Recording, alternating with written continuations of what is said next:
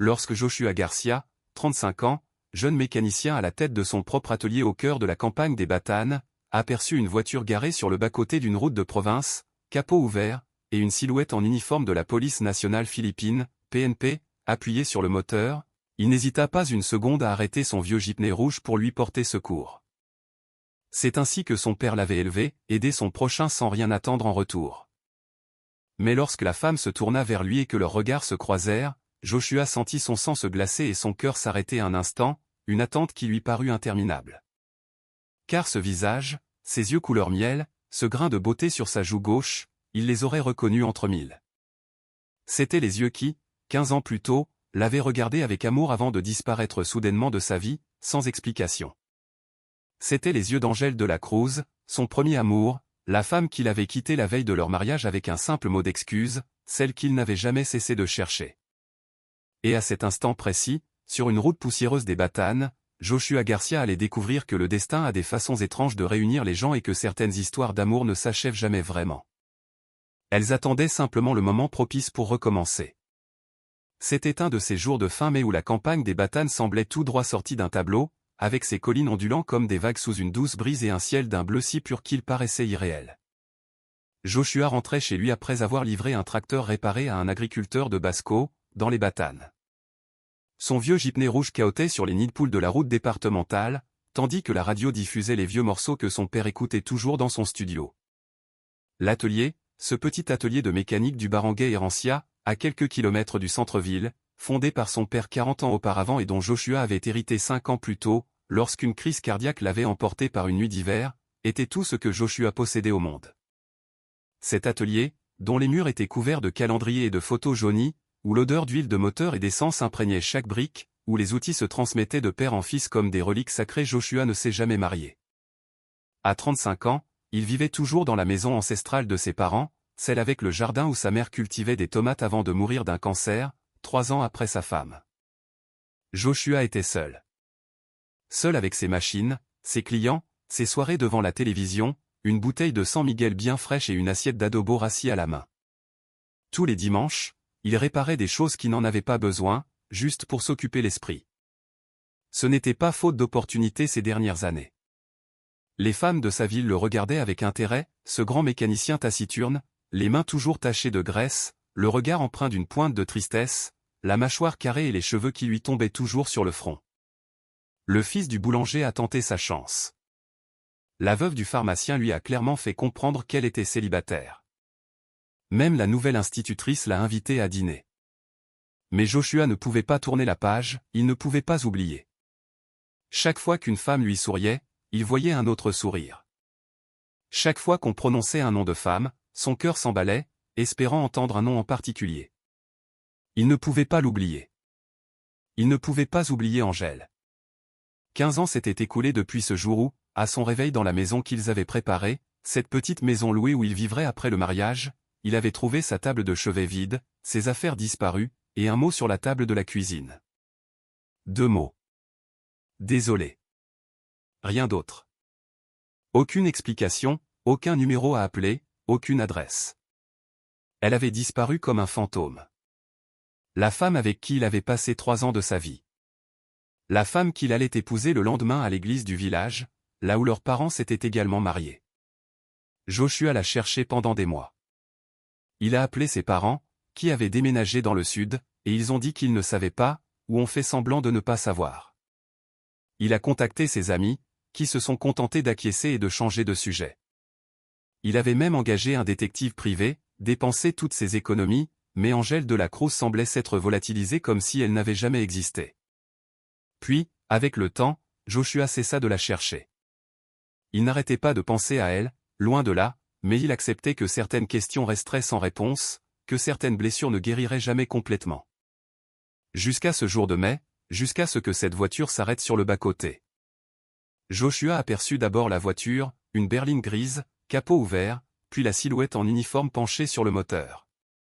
Il portait un uniforme de la police nationale philippine, ses cheveux noirs étaient attachés en queue de cheval, ses mains manipulaient quelque chose dans le compartiment moteur avec l'inexpérience manifeste de quelqu'un qui n'avait jamais changé un pneu. Joshua ralentit, gara le jeepney sur le bas-côté et en sortit. C'était un réflexe, un instinct. C'est ce que son père lui avait appris depuis son enfance, quand on voit quelqu'un en difficulté, il faut s'arrêter et l'aider. Peu importait qui ils étaient, peu importait d'être pressé, peu importait qu'il pleuve ou qu'il fasse beau, il s'arrêtait et aidait. Il s'approcha lentement, les mains dans les poches de sa salopette bleue qu'il portait toujours, prêt à dire quelque chose comme « Avez-vous besoin d'aide, madame ?» Mais les mots restèrent coincés dans sa gorge. La femme se retourna au bruit de ses pas, et Joshua se retrouva face à des yeux couleur miel qu'il connaissait mieux que les siens, un visage dont il avait rêvé pendant 15 ans, un grain de beauté sur sa joue gauche qu'il avait embrassé 1000 fois dans une autre vie. Angèle. Plus âgée, bien sûr. Les traits de son visage étaient plus marqués, quelques petites rides marquaient le coin de ses yeux, ses cheveux étaient plus courts qu'avant. Mais c'était elle, il n'y avait aucun doute, impossible, incroyable, c'était elle. Et Angèle l'a reconnue aussi. Joshua vit le visage de Joshua se décomposer. Il vit ses mains agripper le bord de la capuche jusqu'à ce que ses jointures blanchissent. Il vit ses yeux s'écarquiller, une expression mêlant choc, peur et quelque chose d'indéfinissable. Quelque chose qui ressemblait trop à de la culpabilité, du remords, la douleur de quelqu'un qui portait un fardeau si lourd depuis si longtemps. Pendant ce qui sembla une éternité, ils restèrent figés comme deux statues au bord d'une route de province, le chant des insectes et le bruissement du vent dans l'herbe étant les seuls sons rompant le silence irréel de cet instant.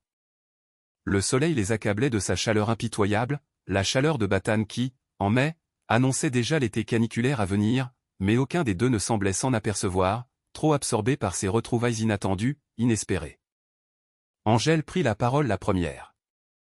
Sa voix était rauque, presque un murmure, comme si prononcer son nom lui demandait un effort physique, Joshua. Un seul mot, un seul mot. Mais dans ce mot résidait tout. 15 années de silence, de questions sans réponse, de nuits blanches à fixer le plafond, à se demander ce qui avait bien pu se passer, de larmes versées dans le désespoir, loin des regards. Un passé que Joshua avait tenté d'enfouir sous le poids du travail, de la routine, de journées qui se ressemblaient toutes, et qui, soudain, lui explosait sous le nez, comme un coup de poing en plein estomac. Joshua ne répondit pas. Il était incapable de parler. La colère, la douleur, la confusion tout se mêlait en lui dans un tourbillon à couper le souffle. Il avait envie de crier, de lui demander pourquoi elle l'avait quitté ainsi, pourquoi elle avait détruit tout ce qu'ils avaient construit.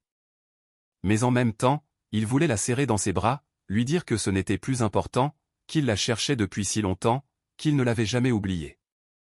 Mais il ne fit rien de tout cela. Il resta là, immobile, à la fixer, comme face à un mirage. Un coup de klaxon brisa la magie. Un tricycle passa devant eux, le conducteur leur fit un signe de la main, et Joshua se réveilla en sursaut. Il s'approcha du capot, plus par besoin d'agir que par réel intérêt pour le moteur. Ses mains, celles qui avaient réparé des milliers de moteurs, trouvèrent instinctivement le problème. Une durite de radiateur s'était détachée, provoquant une surchauffe. Une réparation simple, quelques minutes suffisaient. Mais Joshua n'était pas pressé. Pour la première fois en 15 ans, Angèle était devant lui et il n'allait pas la laisser partir sans réponse. Il lui demanda ce qu'elle faisait là, en uniforme, sur cette route qu'il empruntait presque tous les jours. Sa voix était plus dure qu'il ne l'aurait voulu, mais il ne pouvait la retenir. Angèle expliqua qu'elle était revenue dans la région quelques mois auparavant. Elle avait été mutée au commissariat de police de Tuguegarao après de nombreuses années passées dans le sud d'abord à Cebu, puis à Davao, puis à Zamboanga. Elle était désormais fonctionnaire. Elle avait une carrière, elle avait consacré sa vie à son travail, aux enquêtes, à la lutte contre la drogue et le crime organisé. Mais Joshua ne voulait rien savoir de sa carrière. Elle voulait savoir pourquoi. Pourquoi il avait disparu, pourquoi il l'avait quitté la veille de leur mariage, pourquoi il lui avait brisé le cœur sans même avoir le courage de l'affronter. Angèle ferma les yeux. Lorsqu'elle les rouvrit, ils brillaient de larmes contenues. Elle dit qu'elle n'avait pas pu le dire auparavant, qu'elle n'avait pas pu le dire depuis des années, mais que peut-être le moment était venu.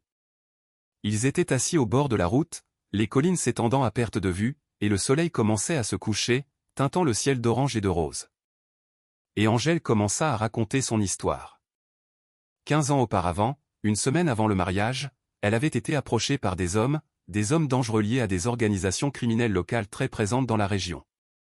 Ils avaient découvert que le père d'Angèle, Arturo de la Cruz, un comptable respecté, blanchissait de l'argent pour eux depuis des années. Ils avaient des preuves, des documents, des enregistrements. Si Angèle ne faisait pas ce qu'il voulait, ces preuves finiraient entre les mains de la justice. Son père serait emprisonné, sa famille anéantie. Et ce qu'il voulait était simple, il voulait qu'Angèle disparaisse de sa vie, de celle de Joshua, de tout ce qu'elle avait connu. Il voulait qu'il intègre la police, qu'il fasse carrière, qu'il soit leurs yeux et leurs oreilles au sein du système, les avertissant lorsque les enquêtes s'approcheraient trop près de leurs affaires. Il voulait un détective, et ils l'ont choisi parce qu'il était jeune, intelligent, ambitieux, et surtout, parce qu'il avait quelque chose à perdre, quelqu'un qu'il pouvait perdre. Angèle a d'abord refusé.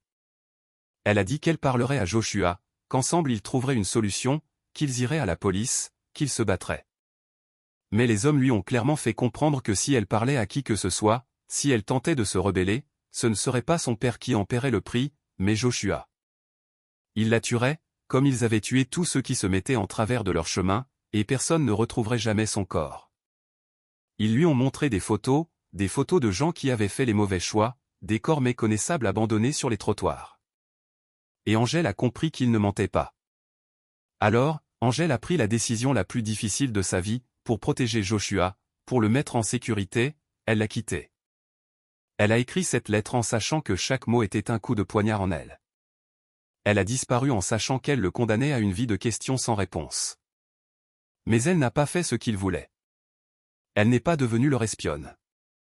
Il avait utilisé ses années de service pour rassembler des preuves, monter des dossiers, démanteler un à un l'organisation qui le menaçait. Et finalement, 6 mois plus tôt, la dernière opération avait été couronnée de succès. Les chefs du syndicat étaient en prison. Les preuves contre son père avaient été obtenues par le procureur, mais il était mort 2 ans auparavant, emportant ses secrets dans la tombe. Angèle était libre. Pour la première fois en 15 ans, il était vraiment libre. Joshua écoutait en silence, les poings serrés, le cœur battant si fort qu'il résonnait comme un tambour dans ses oreilles. Quand Angèle eut fini de parler, il ne sut plus quoi ressentir. De la colère, oui, une colère immense, car il avait pris une décision pour eux deux, car il ne lui avait pas laissé la chance de choisir, de se battre, de le protéger comme elle aurait dû le faire. Il y avait de la douleur pour toutes ces années perdues, pour toutes ces nuits passées à fixer le plafond, à se demander ce qu'il avait fait de mal. Mais il y avait aussi autre chose, une sorte de soulagement, comme lorsqu'on porte un fardeau depuis longtemps et que soudain quelqu'un nous aide à nous en libérer. Parce qu'enfin, il savait, il comprenait enfin. Angèle ne l'avait pas quitté parce qu'il ne l'aimait plus. Il l'avait quitté parce qu'il l'aimait trop. Il l'avait quitté pour le sauver, sacrifiant son propre bonheur. Joshua se leva et se mit à arpenter le bord de la route, essayant de mettre de l'ordre dans ses pensées. Angèle le regardait avec ses yeux dont il avait rêvé pendant 15 ans, attendant un verdict. Finalement, Joshua s'arrêta devant lui. Il dit qu'il avait besoin de temps, qu'il ne pouvait pas simplement lui pardonner et faire comme si de rien n'était. 15 ans, c'était long. Il avait changé, elle avait changé. Mais il avait aussi dit qu'il ne voulait pas la perdre à nouveau. Maintenant qu'il connaissait la vérité, il avait besoin de temps pour l'assimiler. Il demanda du temps. C'était tout. Angèle hocha la tête, les yeux embués de larmes qu'elle ne put retenir cette fois-ci. Elle dit qu'elle attendrait, qu'elle avait attendu 15 ans pour cette conversation et qu'elle pouvait encore attendre. Elle lui donna son numéro, l'adresse de son appartement à Tuguegarao, tous les moyens de le contacter. Puis, dans un geste qui semblait naturel, elle prit sa main. C'était comme tenir un fil électrique. Joshua sentit un courant électrique le parcourir, une vague d'émotion si intense qu'elle lui coupa le souffle. À cet instant, il comprit que malgré tout, il ne l'aimait pas encore. Mais il ne le dit pas. Pas encore. Il lui serra la main une seconde, puis la lâcha. Il retourna au moteur de sa voiture, rebrancha la durite du radiateur, remplit le vase d'expansion. La voiture était prête à partir. Angèle le remercia, la voix encore tremblante. Joshua hocha la tête sans dire un mot. Il la regarda monter dans la voiture, démarrer le moteur et s'éloigner sur la route de campagne jusqu'à ce qu'elle ne soit plus qu'un point à l'horizon. Ce n'est qu'alors qu'il se permit de pleurer. 3 semaines passèrent durant lesquelles Joshua ne fit que travailler, réfléchir et repousser l'appel qu'il savait devoir passer. Le numéro d'Angèle était enregistré dans son téléphone. Il le consultait tous les soirs avant de se coucher, mais trouvait toujours une excuse pour ne pas appeler. Son cousin Boyer Garcia lui donna le coup de pouce dont il avait besoin. Boyer était la seule personne que Joshua ait jamais réprimandée. Un samedi après-midi, il se rendit au studio, s'assit dans un vieux fauteuil délabré et dit à Joshua, sans hésiter, ce qu'il pensait. Il lui dit qu'il était un imbécile, qu'il avait passé 15 ans à chercher des réponses et que maintenant qu'il les avait trouvées, il laissait la peur l'empêcher de vivre. Il dit que la vie était trop courte pour les regrets. Joshua écouta en silence, nettoyant un carburateur qui n'en avait pas besoin. Il savait que Boyer avait raison. Il le savait depuis l'instant où Angèle avait quitté cette route. Mais l'entendre de la bouche d'une autre personne lui donna enfin le courage d'agir. Ce soir-là, après avoir fermé la boutique, Joshua prit une douche, enfila ses vêtements les plus propres, sans tache d'huile, et monta dans son jeepney. Il n'y avait qu'une demi-heure de route jusqu'à Tuguegarao. Il connaissait l'adresse. Il ne l'appela pas pour la lui dire. Il ne voulait pas risquer de changer d'avis. Arrivé à l'immeuble où vivait Angèle, son cœur battait si fort qu'il crut qu'il allait avoir une crise cardiaque. Il monta au 3e étage, s'arrêta devant la porte où figurait le nom de la Cruz sur la sonnette, et resta là pendant 5 longues minutes, la main levée, incapable d'appeler. Angèle ouvrit la porte. Il l'aperçut par la fenêtre. Il reconnut son jeepney rouge. Et la voilà, en jean et t-shirt, les cheveux défaits, si différente de la femme en uniforme qu'il avait croisée dans la rue et si proche de la jeune fille qu'il avait aimée 15 ans plus tôt. Ils se fixèrent du regard pendant un instant qui lui parut une éternité. Alors, Joshua fit la seule chose qui lui semblait logique, il l'embrassa. 1 an plus tard, Joshua Garcia s'affairait à accrocher un tableau dans la chambre de la maison qu'il avait achetée avec sa femme. Une maison avec jardin, non loin du barangay Erancia, assez proche de l'atelier de Joshua pour qu'il puisse s'y rendre à pied, et assez proche de Tuguegarao pour que les trajets d'Angèle ne soient pas trop longs. L'année avait été difficile, ponctuée de conversations compliquées, de larmes et d'une colère qui ressurgissait par moments comme une vieille maladie pas encore guérie. Mais ce fut aussi une année de redécouverte, de petits déjeuners au lit le dimanche, de promenades dans les champs au crépuscule, main dans la main comme 2 adolescents, de nuit à discuter jusqu'à l'aube, pour rattraper 15 années de séparation. Angèle changea de travail. Il quitta la police nationale philippine, las d'une vie pleine de dangers et de sacrifices, et trouva un poste de consultant en sécurité dans une entreprise de Baguio. Son salaire était moins élevé, mais pour la première fois en 15 ans, il rentrait chez lui tous les soirs avec le sourire. Et Joshua découvrit qu'il pouvait encore aimer. Ou plutôt, il découvrit qu'il n'avait jamais cessé d'aimer. Il avait simplement gardé ce sentiment enfoui au plus profond de lui-même. Et le voilà maintenant, plus fort que jamais, plus mûr. La cérémonie eut lieu dans la même église du village où ils auraient dû se marier 15 ans auparavant. Une cérémonie simple, en présence seulement de leurs proches et de quelques amis. Boyer était le témoin, plaisantant sur le fait que c'était le seul mariage reporté depuis 15 ans. Le prêtre qui les unissait était le père Vicente, celui-là même qui aurait dû les marier autrefois, désormais âgé et fragile, mais dont la voix restait grave. Lorsque Joshua passa l'anneau au doigt d'Angèle, celui-là même qu'il avait gardé caché pendant 15 ans dans un tiroir, il ressentit quelque chose qu'il n'avait pas éprouvé depuis longtemps, la paix. Lors de la réception, dans un restaurant philippin où ils se connaissaient tous, le restaurant même où Joshua et Angèle avaient eu leur premier rendez-vous, et où la propriétaire, Aline Corazon, les avait accueillis les larmes aux yeux, leur disant qu'elle savait que ce jour arriverait car le véritable amour trouve toujours un chemin. Joshua se leva pour porter un toast. Il n'avait jamais été doué avec les mots. Mais ce jour-là, tandis qu'Angèle le regardait avec des yeux remplis d'amour, il trouva les mots justes. Il dit que la vie nous mène parfois là où on s'y attend le moins, que des chemins qui semblaient s'être arrêtés peuvent se rouvrir. Il dit qu'Angèle et lui avaient été séparés pendant 15 ans, mais que d'une certaine manière, ces années les avaient façonnés et qu'ils étaient enfin prêts l'un pour l'autre. Et tandis qu'il levait son verre, sous les applaudissements qui emplissaient la salle, Joshua comprit quelque chose. Cet arrêt sur la route de province, ce moment où il avait aperçu une voiture en panne et décidé de s'arrêter pour l'aider, n'était pas le fruit du hasard. C'était le destin qui accomplissait enfin une promesse faite 15 ans plus tôt. Une voiture en panne sur une route isolée de Batane. Une femme en uniforme, devenue l'amour de sa vie. Des retrouvailles après 15 ans de silence. On aurait dit un scénario de film, et pourtant, c'était sa vie, son histoire, sa seconde chance. Mais Joshua se fichait désormais de savoir si on le croyait ou non. Avec Angèle à ses côtés, toute une vie s'offrait à eux. Et pour la première fois depuis qu'il avait trouvé cette lettre sur la table de la cuisine, 15 ans plus tôt, il entrevoyait l'avenir avec joie, et non avec crainte. Car certaines histoires d'amour ne s'achèvent jamais vraiment. Elles attendent simplement le bon moment pour recommencer.